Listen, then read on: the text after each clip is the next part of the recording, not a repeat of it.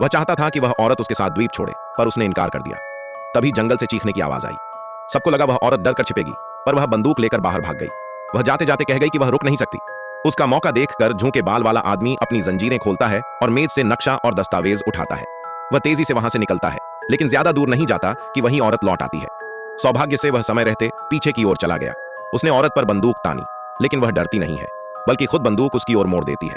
असल में उस बंदूक में कोई गोली नहीं थी, वह तो बस उसे रोकना चाहती थी, क्योंकि वह बहुत अकेली थी। अंतिम अनुरोध उसने कहा कि वह इतने सालों से अकेले जी रही है, अब जब उसे कोई मिला है तो वह उसे खोना नहीं चाहती। झूके बाल वाले को अफसोस हुआ। उसने कहा कि उसके शिविर में और लोग हैं और वे मिलकर जी सकते हैं, लेकिन औरत चुप रही।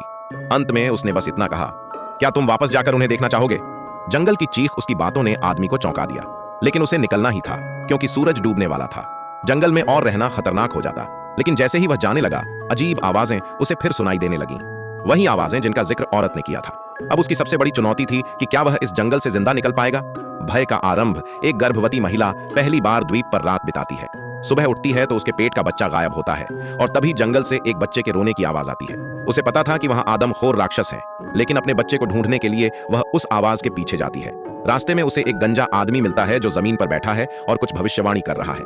यह तुम्हारी जिम्मेदारी थी क्लेयर, लेकिन तुमने उसे छोड़ दिया। अब सबको इसकी कीमत चुकानी होगी। क्लेयर कुछ समझ नहीं पाती। वह आगे बढ़ जाती है। जंगल के बीचों बीच एक पालना रखा हुआ है। इतनी सुनसान जगह में यह कैसे आ सकता है? डर के बावजूद वह साहस करके सफेद कपड़ा हटाती है। खौफनाक सच्चाई अंदर मांस के टुकड़े पड़े होते हैं। वह डर जाती है, लेकिन समय रहते उसके साथी पहुंच जाते हैं।